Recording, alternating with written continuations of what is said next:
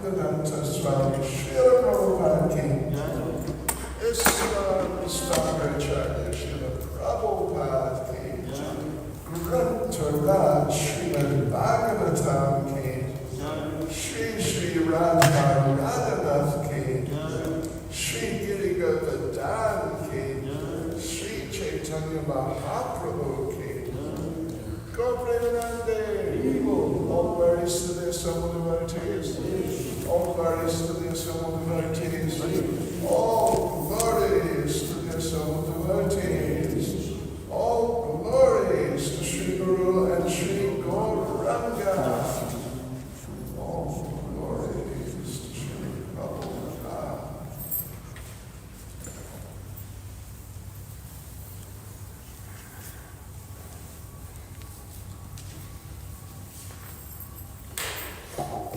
Om Namo Bhagavate Vasudevaya. Om Namo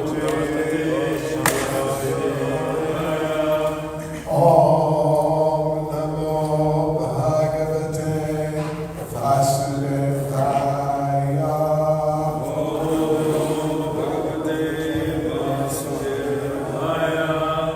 Om Namo Bhagavate Vasudevaya.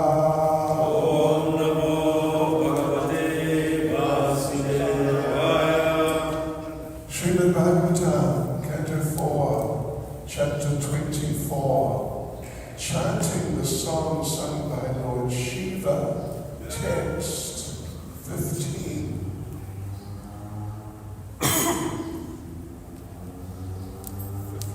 Is there? Yad Mukta Pati Krishnena Girishena Prasidata Jayanto Japanta Pujayanta Samyata Yadotapati Drishtena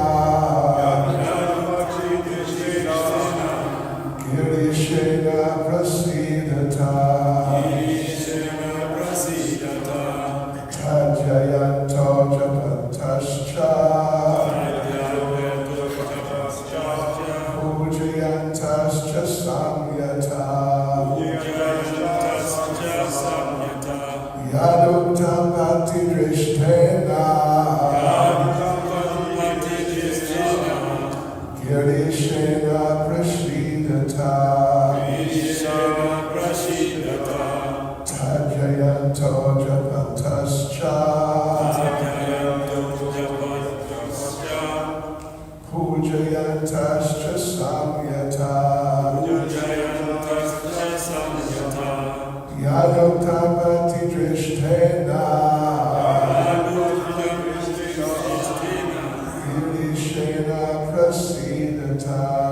Girishena Prasidata Tajayanto Japantascha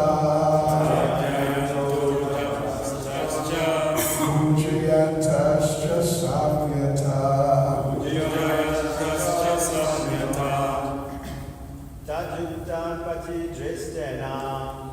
Tadutapati Drishtena Girishena Prasidata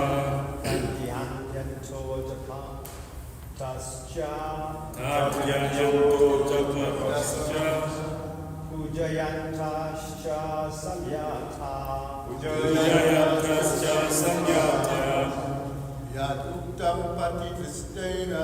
Yadutapati Drishtena Girishena Prasidata Tadyanto Japantascha Pujayantascha Samyata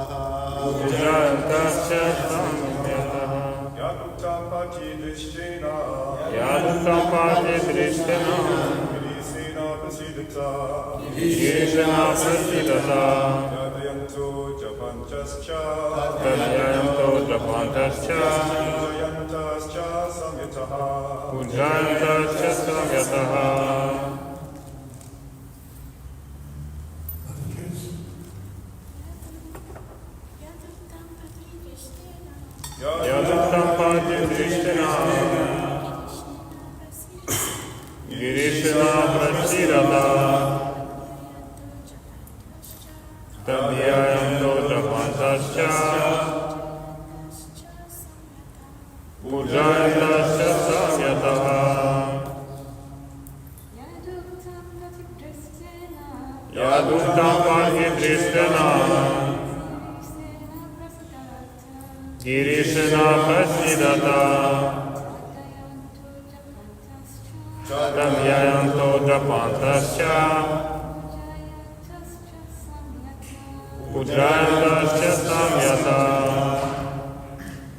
Yat, Yad that, Uttam, Uttam said, Pati, on the way, Drishtena, while meeting, Girishena, by Lord Shiva, Prasidata, being very much satisfied, that, Dhyayanta, meditating, Japantacha, chanting also, Pujayantacha, worshipping also, Samyata, with great control. Translation: when all the sons of Prajnavari left home to execute austerities, they met Lord Shiva, who, out of great mercy, instructed them about the absolute truth. All the sons of Prajnavari meditated upon the instructions, chanting and worshipping them with great care and attention.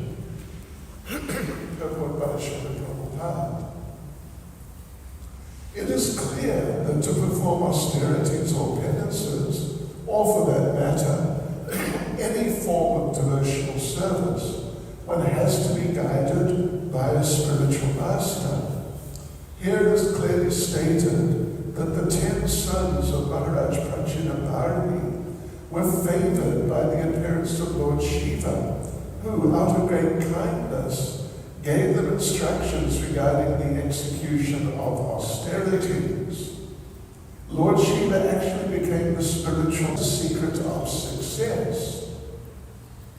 After being initiated and receiving the orders of the spiritual master, the disciple should unhesitatingly think about the instructions or orders of the spiritual master and should not allow himself to be disturbed by anything else. This is also the verdict of Srila Vishnu Chakravarti Thakur, who, while explaining a verse of Bhagavad Gita, Vyavasayatmika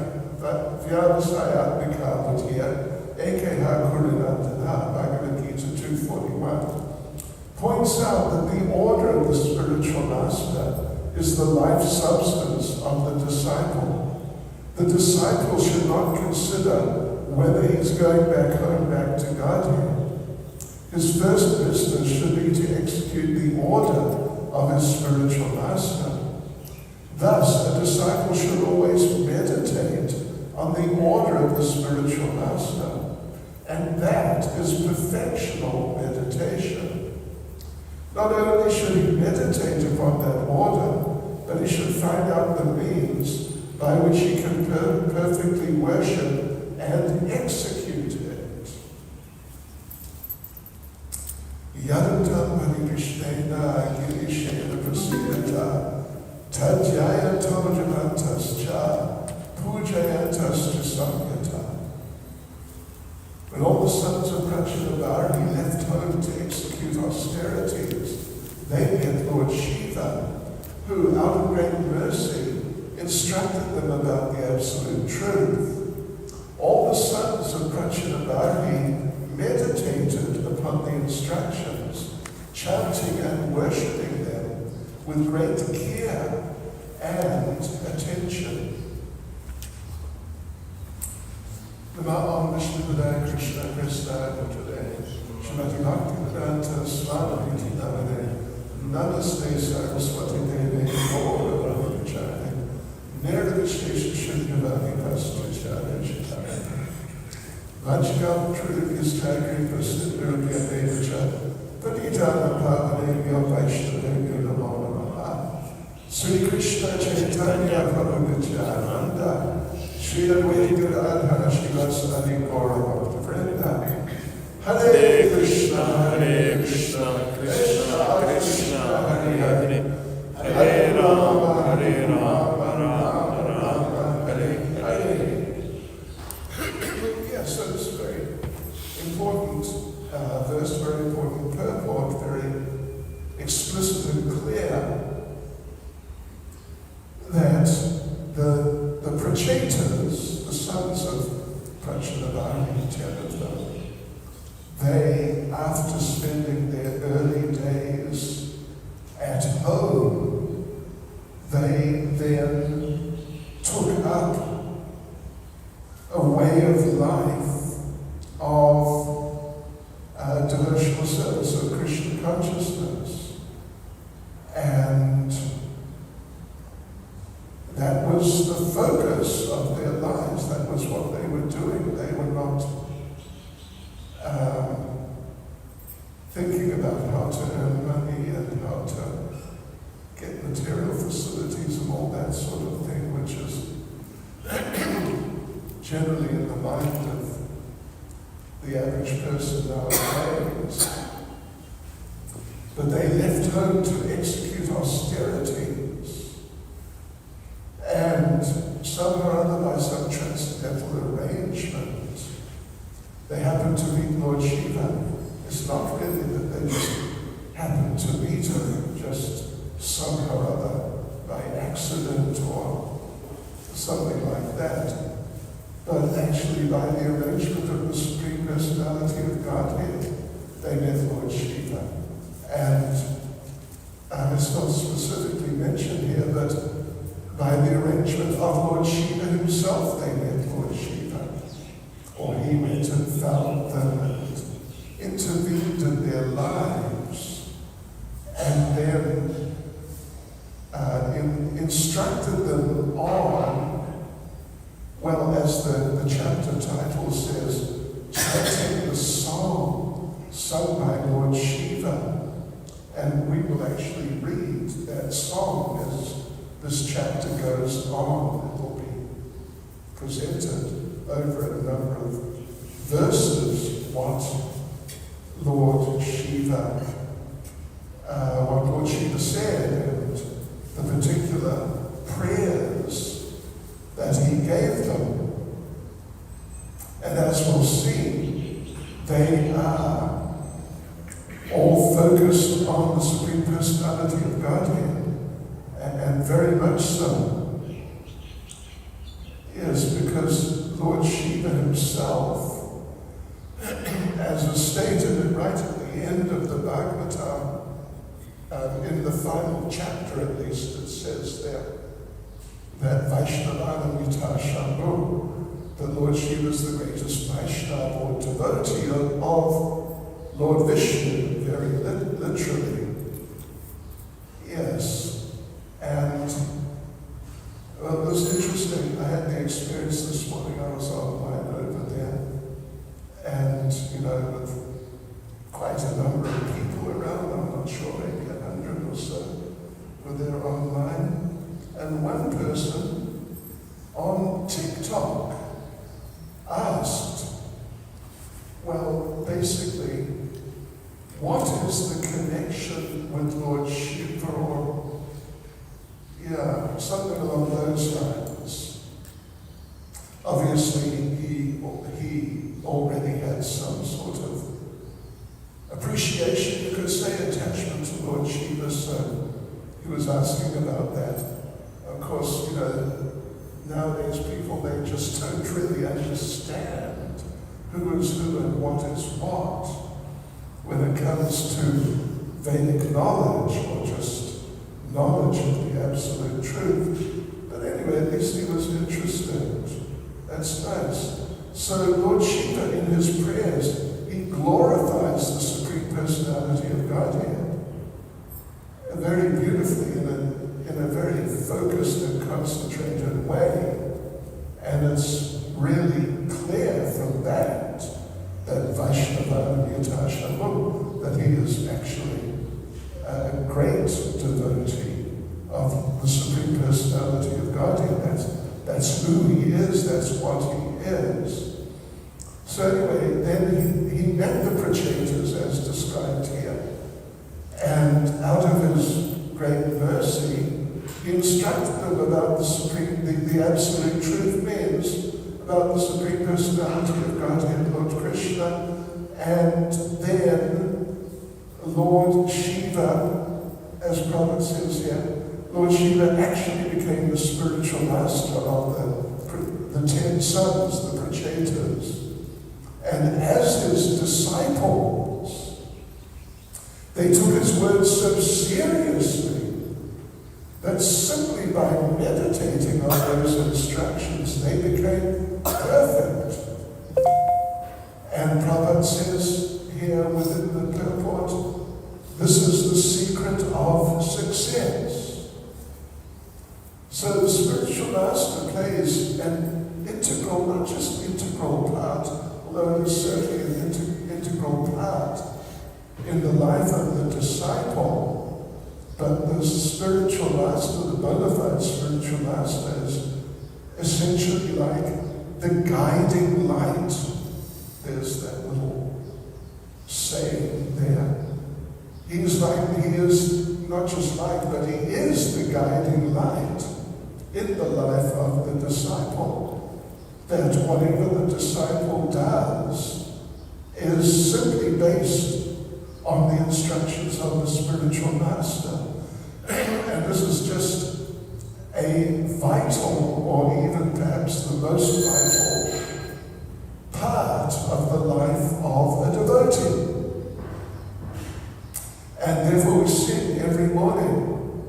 We sing every morning, Shri Guru Charana Padma, Kevala Bhagati Sarva, Bandhava Bhuhi Savada Mate, Shri Radha Radha, Shri Giri Govardhan, Shri Chaitanya Mahaprabhu Ki Jai. That the lotus feet of the spiritual master are the only way. Kevala.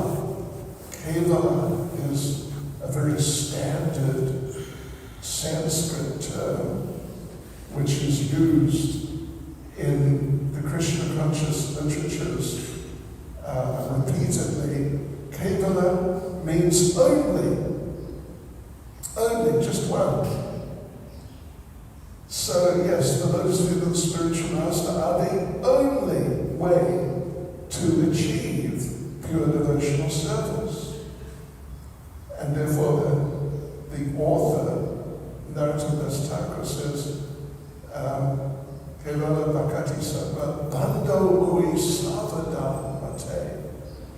And that Savadam, that word Savadam, is translated normally as we were reciting just a matter of 15 or 20 minutes ago, or whatever, half an hour ago, that this Savadam is translated there, that I therefore bow down to his lotus feet with great awe and reverence. However, which is okay. Actually, literally, the word Savadam is an interesting word, Sanskrit term.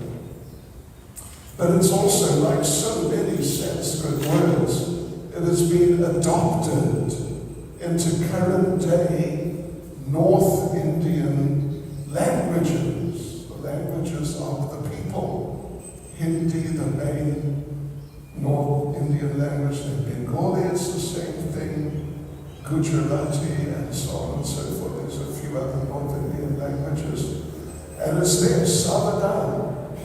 literally means watch out, beware, be very careful.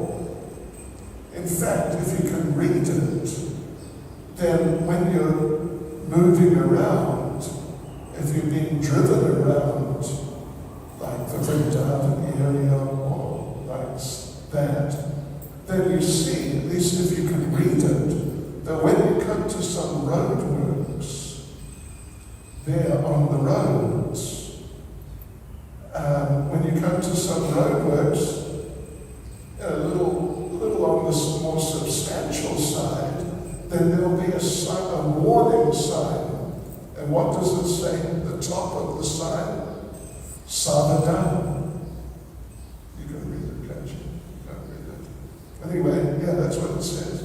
The word is there, Savadhan, and then some, other things about be careful and drive slowly or something like that. So it's interesting that those exact same words, Savadhan, is adopted in these current day people's languages. And it means watch out, just be careful. And don't get distracted, don't space out and anything like that. So the same idea is there in that song, Bandarui Savadhan Mate, that be careful. In other words, don't think that there is another approach, that I will dodge somehow or other, skillfully try to dodge accepting a spiritual master. And when we say accepting, as Prabhupada's stating here very clearly, like really accepting as the focal point of one's life, the spiritual master and the instructions of the spiritual master. And as Prabhupada says here, meditating, the disciples took his words so seriously that simply by meditating on them, they became perfect. That this is the secret of success. So that's there. And you cannot really sidestep them or somehow or other dodge or make some other sort of, quote unquote, clever arrangement. So you're going to advance in Krishna consciousness. An interesting point in Nectar of Devotion, of course, there's a number of chapters. It begins with chapter 6. And it goes on to chapter 14, if I remember correctly. Let me just check here. Particularly the chapter 13, but 14 also. The 64 devotional activities are listed first of all and then elaborated on and described through those several chapters, and they're listed out, first of all in the 6th chapter, just a list, and then chapter by chapter after that for some time, then that the list is then given again, but now with explanations. So in the list, the first activity in devotional service is, do you know? Anyway, if you don't, maybe you can know it from now. First thing is accepting the shelter of the lotus feet of the bona fide spiritual master. Then second thing is, literally, in the Sanskrit, it's Guru Pada Ashraya. Guru, the spiritual master, Pada, feet or lotus feet, Ashraya, taking shelter of the lotus feet of the bona fide spiritual master. And then the second one is becoming initiated by the spiritual master, and learning how to discharge devotional service from him. So the two are sort of connected up there together. In other words, which the implication of which is that initiation is not just a formality. And, sometimes some devotees, at least in the past, have thought, and maybe some still do, that it's a bit like a status symbol.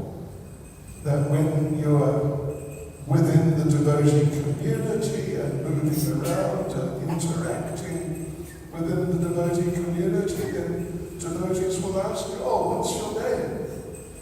And if you say, well, my name is John, or something, then immediately they know, oh, you're not initiated. But if you say, well, my name actually is, whatever Krishna Das, or Radha Dasi, or, like that, then immediately they know, oh, this is an initiated devotee. And there's immediately, you went up within their minds. You've gone up a step or something like that, and you might say, oh, okay, you're actually an initiated devotee. Well, that's very good. And it is very good, but like we're saying, the second point, becoming initiated by the spiritual master and learning how to discharge devotional service from him, these two are one, actually, they're not two. Otherwise, if they were just simply two, the formality of being initiated, and then separately, then accepting, learning from the spiritual master, that being initiated means and necessarily includes learning how to discharge devotional service from the spiritual master. And then the third one is obeying the orders of the spiritual master with faith and devotion. So then, anyway, that's an interesting point. These three are there. They're the first three. Yeah, and then Prabhupada, this is now chapter 6 of Nectar of Devotion. You can just read through it yourselves. So, Srila Rupa Goswami and Srila Prabhupada, they list out these three, but then they're part of a list of 10. So then there's the list of going to number 10, and after the list of the first 10, what is stated is that without following the above-mentioned 10 principles, one cannot properly elevate himself to the platform of sadhana bhakti or devotional service in practice. Means, sadhana bhakti means being a beginner. You cannot come to the stage of being a beginner. You're sort of, pre-beginner, something like that. If you don't follow the 10. Then they list out another 10, which are all negatives. The first 10 are, you must do this, you must do that, you must do these 10 things. Then the second 10 are, you must not. And let me just mention a few. One should rigidly give up the company of non-devotees. Rigidly give up the company of non-devotees. So in other words, you must not associate with non-devotees. Then the second one of the second group of 10, one should not instruct a person who is not desirous of accepting devotional service. And then there's the rest. So that is 10 plus 10, 10 positive, 10 negative, that's 20. So there, where I just read, without following those principles, you can't really come to the platform of sadhu bhakti. So Prabhupada writes, altogether Srila Rupa Goswami mentions 20 items here, first of all. And all of them are very important. Out of the 20, the first 3, namely, accepting the shelter of a bona fide spiritual master, taking initiation from him, and serving him with respect and reverence are the most important. So anyway, there you go, devotees. That makes it pretty clear, doesn't it? It makes it very clear. Indeed, and these are all just essential, foundational points. And without following them, and particularly the first 3, then you won't really have a foundation in Krishna consciousness.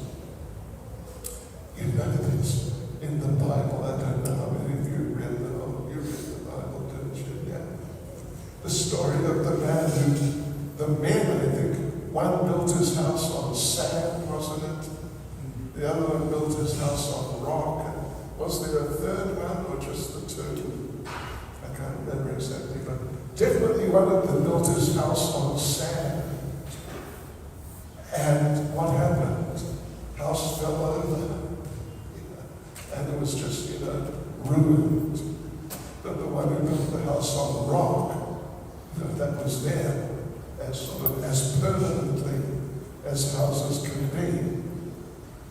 And when I used to travel in Russia, we would see sometimes way out,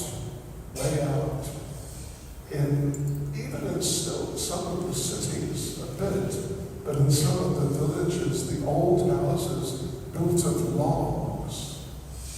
Because out there, they have, I don't know what the percentage is of the world's supply of pine trees, but I believe it may be, 50% of the pine trees on this planet, something like that. So they cut down those trees, the big ones, and then they built their houses without foundations. They just put the first logs on the ground. So it's kind of amusing. You drive around, you see these buildings that have been there probably for well over 100 years, and quite a few of them, they're on an angle because there's no foundation holding them, and some of them just fell over. So foundation is very important, and these 3 principles of accepting the spiritual master, being initiated, accepting the instructions, and then executing the orders, these are just foundational, and without them, then you're basically, your Krishna consciousness. You may have some Krishna consciousness, something, but it's not going to be strong. You're not going to be properly situated. It's not going to be solid and stable. It's going to be something else, just something shaky, and if you're not careful, it will actually fall to pieces in due course. And this is what happens to some people, devotees, you could say, in a broad sense. It definitely happens to them, and we see it happen. So this is all being emphasized very much here in this point by Srila Prabhupada. So, Prabhupada, we read the purport, of course. Prabhupada says the disciple should unhesitatingly think about the instructions or orders of the spiritual master, and should not allow himself to be disturbed by anything else. And then Srila Prabhupada refers to a purport of Srila Vishwanath Chakravarti Thakur's, which, if I'm able to locate it, I can read to you, and you'll get the idea pretty clearly if I can locate it. Let's just see if I can. Chapter 241. Yeah, let's see if I can find it. But it's really, Prabhupada mentions basically what the idea is there. It's pretty clear. But still, to actually hear it is really, it's very powerful. Let's see again. Oops. We're trying here. If I can't find this, anyway, we'll just take what Prabhupada says, because that's basically good enough. So it's difficult when you want to find something.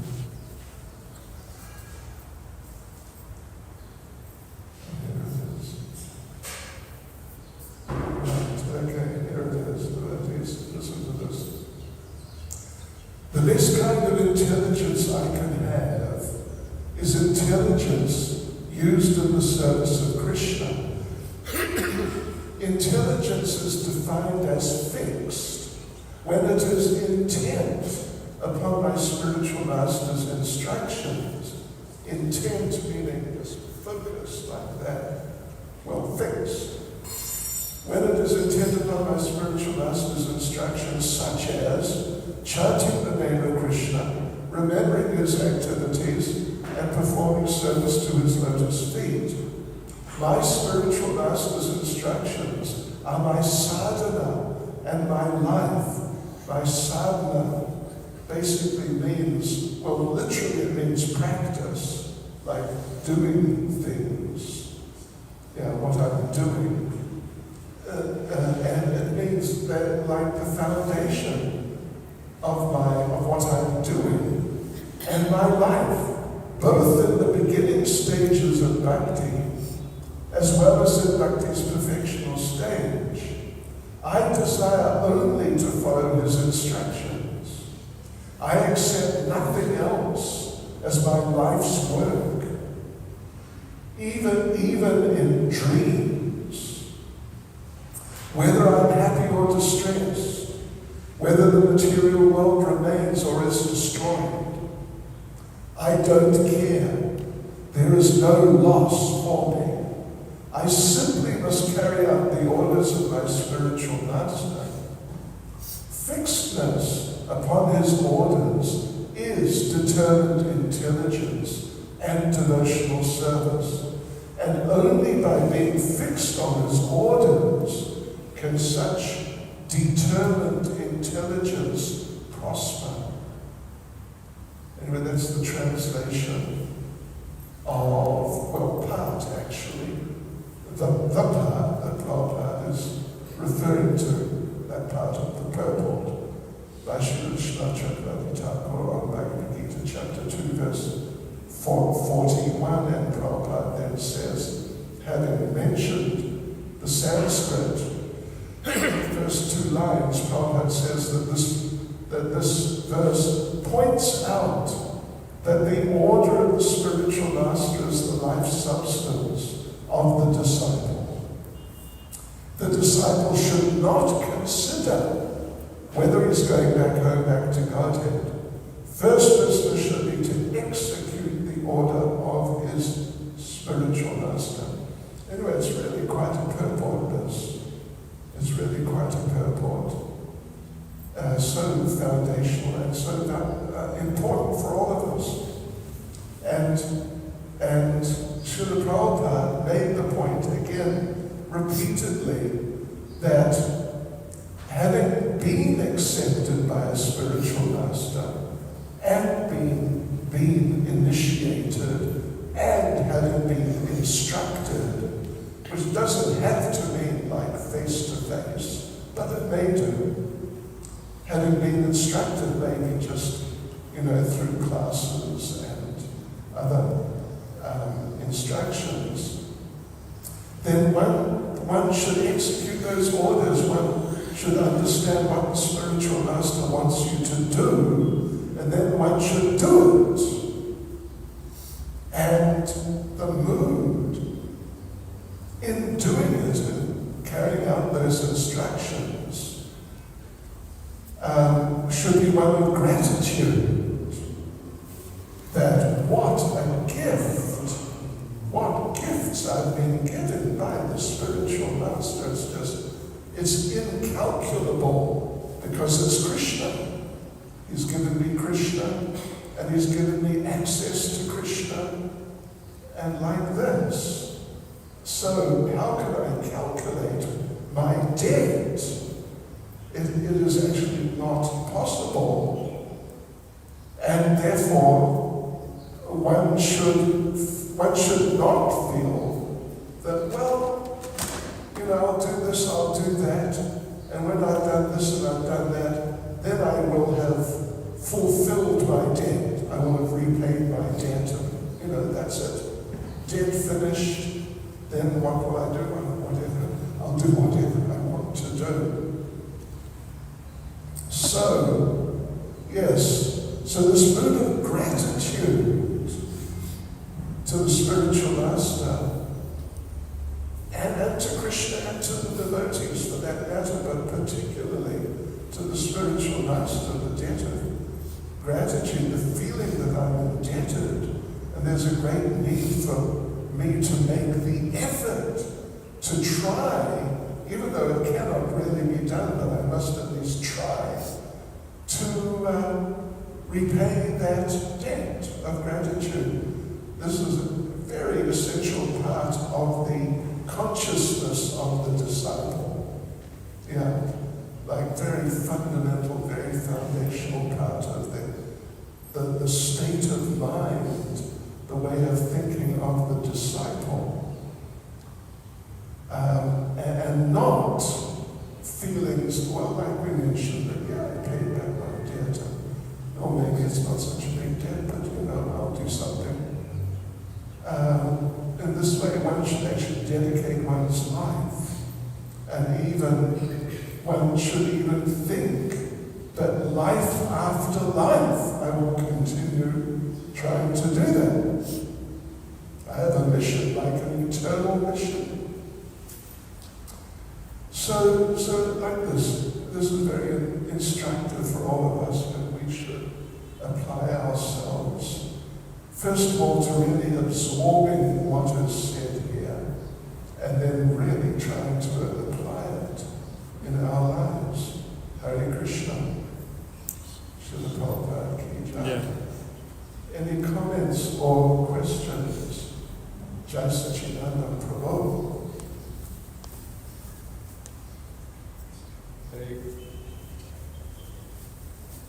Hare Krishna.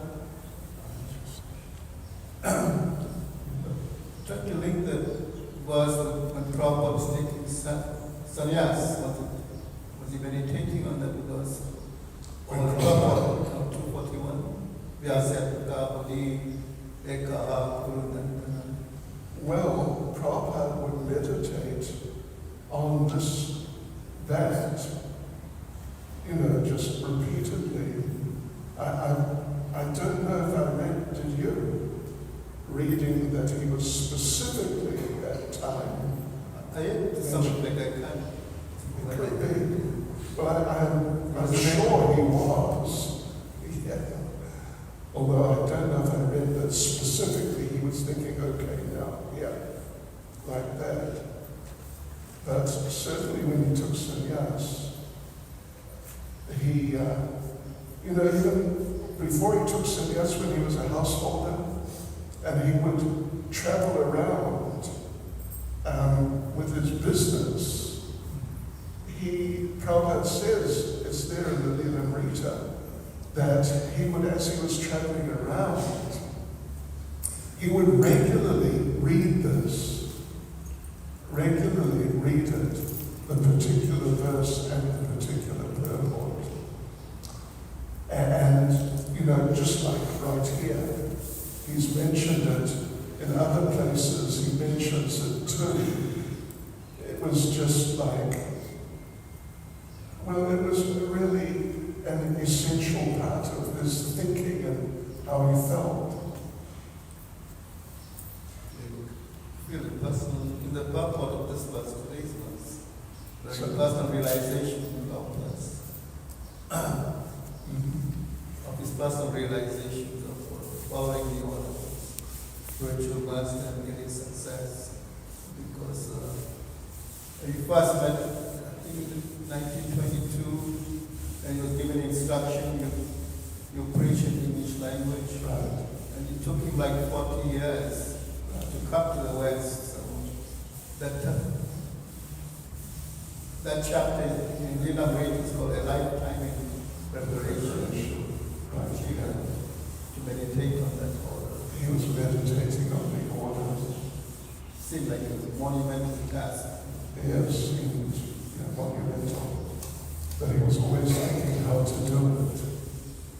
And eventually he did it based on that order.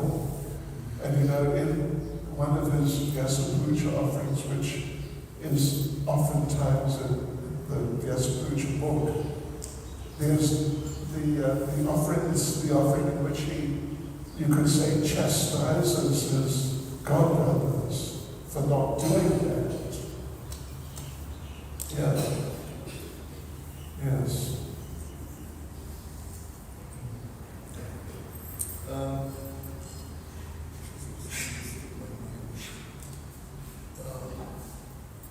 Krishna also mentioned in the Bhagavad Gita, the 13th chapter, 8 to 12, those verses, the 20 items of knowledge, and one of the Acharya Pasanam, one is to accept the spiritual master. Right. Yes. Upasana, upasana. You must situate yourself right with the spiritual master.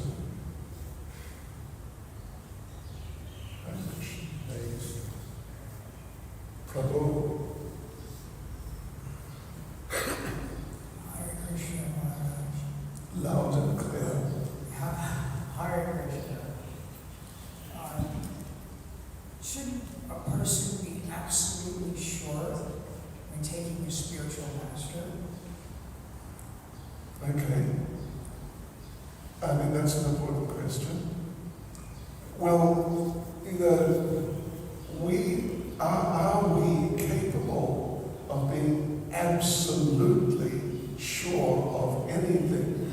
But one should definitely be very, very sure. Really feel convinced. But having said that, one should know that, well, as we just read, it has to be done. And if it's not done, then, you're basically not going to really be in a position, in much of a position in Krishna consciousness. So, not at all that one should think, right, spiritual master, let's go to spiritual master, okay, so which one? Okay, there, it's fine. Not like that, which happens, or has happened, or happens. And it's similar mentality to, gosh, if I'm not initiated, they won't take me seriously, so I better get initiated, then they'll accept me as being a real devotee, as opposed to something else. So one has to bear in mind, be very mindful that actually I need to do this. And then look and see and inquire. And consider who could be. And then, and pray to Krishna. I understand this is very important, and you have said it yourself, Krishna. So please help me to make this decision in as proper a way as I'm capable of doing. Otherwise, if you have to be absolutely sure of anything, in an actual, absolute way, you won't do anything at all until you die. Yeah, and maybe a few moments before you die, you'll say, okay, right. I mean, it happens, actually, but one should definitely be very sure, as much as one can be, within reason, as a person, as a human being, as an aspiring devotee, and Krishna will help.